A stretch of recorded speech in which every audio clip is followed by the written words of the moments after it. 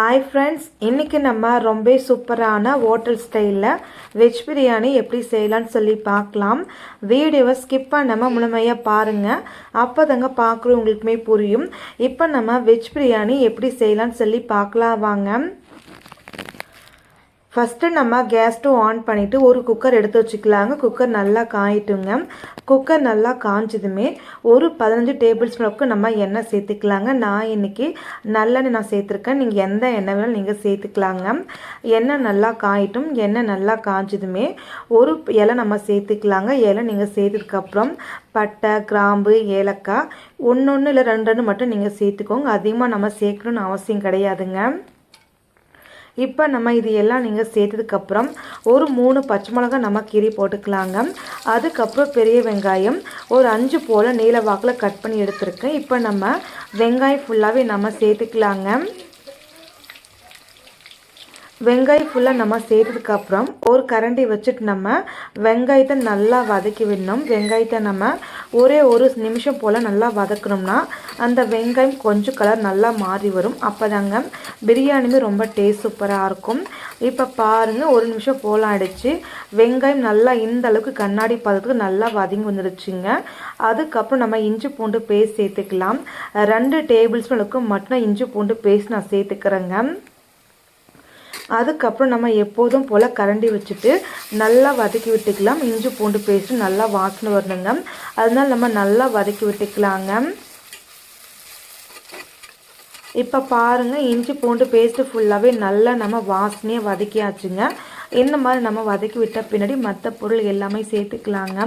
நான் இன்றைக்கி பார்த்தீங்கன்னா ஒரு கைப்பிடிலுக்கு கொத்தமல்லி, அதே மாதிரி ஒரு கைப்பிடிலுக்கு புதினா எடுத்துருக்கேன். தண்ணி ஊற்றி நல்லா வாஷ் பண்ணிவிட்டு தண்ணி இல்லாமல் புதினாவும் கொத்தமல்லி நம்ம சேர்த்துக்கலாங்க. இப்போ நம்ம புதினா கொத்தமல்லி நம்ம சேர்த்ததுக்கப்புறம் அதுக்கப்புறம் நம்ம தக்காளி பழம் சேர்த்துக்கலாங்க. தக்காளி பழம் 5 மீடியம் சைஸ் தக்காளி பழத்தை நீல வாக்கில் நம்ம கட் பண்ணி சேர்த்துக்கலாங்க. தக்காளி பழம் நம்ம சேர்த்ததுக்கப்புறம் ஒரு வாட்டி நம்ம கரண்டி வச்சு நல்லா கலக்கி விட்டுடலாங்க.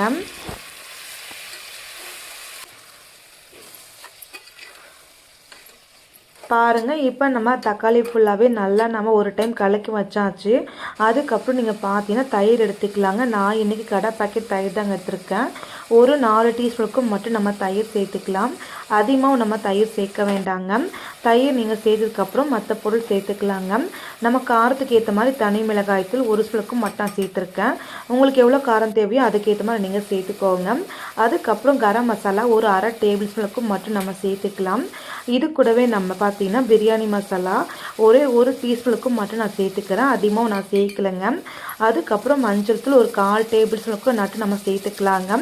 இதையெல்லாம் நீங்கள் சேர்த்ததுக்கப்புறம் தேவையான அளவுக்கு நம்ம கல்லுப்பு சேர்த்துக்கலாங்க. நான் இன்றைக்கி 1/2 ஸ்பூனுக்கு மட்டும் கல்லுப்பு சேர்த்துட்டு கரண்டி வச்சு ஒரு டைம் நம்ம நல்லா கலக்கி விட்டுக்கலாங்க. இப்படியே நம்ம ஒரு நிமிஷம் போல் நம்ம கரண்டி வச்சு கலக்கி விட்டே இருக்கணுங்க. அப்போ தாங்க தக்காளி வெங்காயம் ஃபுல்லாகவே நல்லா வதங்கி ஒன்று சேர்ந்து வரும். இந்த மாதிரி நீங்கள் கலக்கி விட்டிங்கன்னா இந்த மாதிரி தக்காளி வெங்காயம் ஃபுல்லாக நல்லா மசிஞ்சு மேலே ஃபுல்லாகவே எண்ணெய் தெளிஞ்சு வருங்க. இந்த டைமில் நீங்கள் கரண்டி வச்சு ஒரு டைமு நம்ம நல்லா கலக்கிட்டுக்கலாங்க. அதுக்கப்புறம் நம்ம தேவையான காய்கறி எல்லாமே சேர்த்துக்கலாங்க. நான் இன்றைக்கி பீன்ஸு, கேரட் 2 காய்கறி எடுத்துருக்கேன். இந்த 2 காய்கறியுமே சின்னசாக கட் பண்ணி தண்ணி ஊற்றி நல்லா க்ளீன் பண்ணி எடுத்துக்கலாங்க. இப்போ நம்ம காய்கறி சேர்த்துக்கலாங்க. நீங்கள் எவ்வளோ காய்கறி சேர்க்கணும்னு நினைக்கிறீங்களோ அது உங்களோட விருப்பம் தாங்க. எத்தனை காய்கறினாலும் நீங்கள் சேர்த்துக்கலாங்க.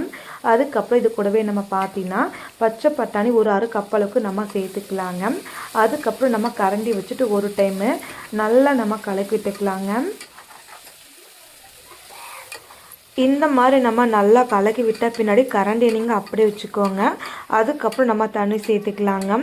நீங்கள் எந்த டம்ளர் அரிசி எடுக்கிறீங்களோ அந்த டம்ளர் ஒரு அரிசிக்கு 2 தண்ணி அளவுக்கு நீங்கள் வைக்கணுங்க. நான் இன்றைக்கி 2.5 டம்ளர் அரிசிக்கு 5 தண்ணி வச்சுக்க போகிறேன். இப்போ நம்ம தண்ணியை ஊற்றிக்கலாங்க. தண்ணி அளவு ஃபஸ்ட்டு 1 டம்ளருங்க. இப்போ நம்ம 2வது தண்ணி, அதுக்கப்புறம் பார்த்தீங்கன்னா 3வது டம்ளர் தண்ணி ஊற்றிக்கலாங்க. அதுக்கப்புறம் 4வது டம்ளர் தண்ணி ஊற்றிக்கலாம். கடைசியாக நம்ம 5வது டம்ளர் தண்ணி நம்ம ஊற்றிக்கலாங்க. இந்த மாதிரி நம்ம தண்ணி சேர்த்துக்கலாங்க. தண்ணி நம்ம சேர்த்ததுக்கப்புறம் ஒரு கரண்டி வச்சுட்டு நல்லா நம்ம கலக்கி விட்டுக்கலாங்க. நல்லா கலக்கி விட்ட பின்னாடி அரிசி நம்ம சேர்த்துக்கலாம். நம்ம வீட்டில் நார்மல் நம்ம சாப்பாடெலாம் செய்யலையோ அந்த அரிசி தாங்க. ஒரு 10 நிமிஷம் போல் மட்டும் தண்ணியில் ஊற வச்சு எடுத்துருக்கேன். இப்போ நம்ம அரிசி ஃபுல்லாகவே நம்ம சேர்த்துக்கலாங்க.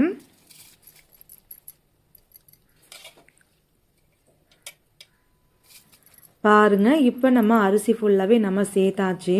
அதுக்கப்புறம் நீங்கள் பார்த்தீங்கன்னா இது கூடவே நீங்கள் இன்னும் கொஞ்சம் பொருள் போடணும். அது என்னன்னு சொல்லி பார்க்கலாம். தேவையான அளவுக்கு நம்ம ஒரு அரை டீஸ்பூனுக்கு நான் கல்லுப்பு சேர்த்துருக்கேன். நம்ம முன்னாடியே ஒரு அரை ஸ்பூனுக்கு கல்லுப்பு சேர்த்துக்கிட்டோம். மறுபடியும் அரை ஸ்பூனுக்கு மட்டும் கல்லுப்பு சேர்த்துக்கிட்டேன். அதுக்கப்புறம் நீங்கள் பார்த்தீங்கன்னா சோயா பன்னு ஒரு 100 கிராம் அளவுக்கு மட்டும் எடுத்துருக்க சோயா பன்னு தண்ணியில் நல்லா கழுவிட்டு சோயா பன்னுமே நம்ம சேர்த்துக்கலாம். ஒரு பாதி சின்ன லெமனில் பாதி அளவுக்கு மட்டும் லெமன் ஜூஸ் நீங்கள் குக்கருக்குள்ளே டைரெக்டாக நீங்கள் பிழிஞ்சு விட்டுக்கலாங்க. இந்த மாதிரி நீங்கள் புழிஞ்சதுக்கப்புறம் ஒரு டைம் நம்ம கரண்டி வச்சு நல்லா நம்ம கலக்கி விட்டுக்கலாங்க.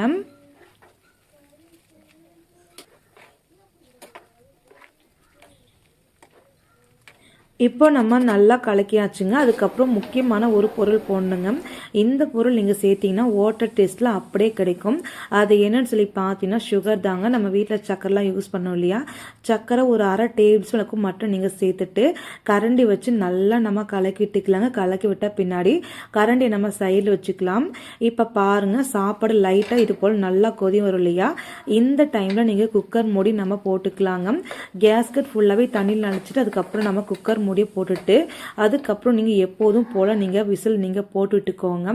நான் இன்றைக்கி மொத்தமாக 2 விசில் மட்டும் வச்சுக்க போகிறேன். நம்ம எப்போதுமே சாப்பாடுக்கு எத்தனை விசில் வைப்போங்களோ அத்தனை விசில் மட்டும் நீங்கள் வச்சுக்கோங்க. அதிக விசில் எல்லாம் வைக்க வேண்டாங்க. ஒரு விசில் இல்லைனா 2 விசில் மட்டும் நீங்கள் வச்சுக்கோங்க. இப்போ பாருங்கள், விசில் வந்துடுச்சுங்க. விசில் நல்லா ஆறுறதுக்கப்புறம் நம்ம குக்கர் மூடியை ஓப்பன் பண்ணி எடுத்து வச்சுருக்கேன். இந்த குக்கர் ஃபுல்லாகவே சாப்பாடு கரெக்டாக அளவு வந்திருக்குங்க. அது மட்டும் இல்லாமல் சோயா பன்னு சாப்பாடு எல்லா காய்க்குமே ரொம்ப சூப்பராக வெந்து வந்திருக்கும். சாப்பாடை நம்ம கலக்கிறதுக்காக ஒரு கரண்டி வச்சு கலக்காமல் அந்த கரண்டியோட காம்பு பகுதி வச்சு லைட்டாக நம்ம சாப்பாடை எடுத்து விட்டுக்கலாங்க. இந்த மாதிரி நம்ம சாப்பாடு ஃபுல்லாகவே நல்லா நம்ம கலக்கி விட்டுக்கலாங்க. இந்த மாதிரி கலக்கி விட்டு கொஞ்சமாக நீங்கள் டேஸ்ட் பண்ணி பாருங்கள். ஹோட்டலில் நீங்கள் எப்படி வாங்குறீங்களோ அதே டேஸ்ட்டில் அதை விட இன்னும் டேஸ்ட் ரொம்பவே சூப்பராக இருக்கும். அதனால கண்டிப்பாக இந்த அளவில் நீங்கள் ஒரு டைம் நீங்கள் செஞ்சிங்கன்னா கண்டிப்பாக ஹோட்டல் பக்கம் நீங்கள் போகவே மாட்டீங்க. அவ்வளோ டேஸ்ட் சூப்பராக இருக்குங்க. இப்போ நம்ம சாப்பிட்றதுக்கு ஒரு தட்டு வச்சுட்டு எப்போதும் போல் சாப்பாடு நம்ம சேர்த்துக்கலாங்க. இந்த மாதிரி நீங்கள் வெஜிடபிள் பிரியாணி நீங்கள் செஞ்சு கொடுங்க. யாரும் வேணும்னு சொல்லவே மாட்டாங்க. அந்த அளவுக்கு ருசியை அடிச்சுக்கவே முடியாது. கண்டிப்பாக இந்த அளவில் நீங்கள் செஞ்சிங்கன்னா சாப்பாடு நல்லா பர்ஃபெக்டாக வரும். சாப்பாடு நம்ம குக்கரில் வைக்கிறோம் இல்லையா, குக்கரில் கொஞ்சம் கூட அடியும் பிடிக்காதுங்க. இந்த வீடியோ உங்களுக்கு பிடிக்கும்னு நம்புறேங்க. இந்த வீடியோ உங்களுக்கு பிடிச்சிருக்கு அப்படின்னா மறக்காமல் வீடியோக்கு ஒரு லைக் போடுங்க. மறக்காமல் இந்த அளவில் உங்கள் வீட்டில் நீங்கள் வெஜிடபிள் பிரியாணி நீங்கள் செஞ்சு பாருங்கள். ரொம்ப டேஸ்ட் சூப்பராக இருக்குங்க. Thank you friends. இவ்வளோ நேரம் இந்த வீடியோ பொறுமையாக பார்த்த எல்லா ஃப்ரெண்ட்ஸுக்குமே ரொம்பவே நன்றிங்க. Thank you friends. தேங்க்ஸ் ஃபார் வாட்சிங்.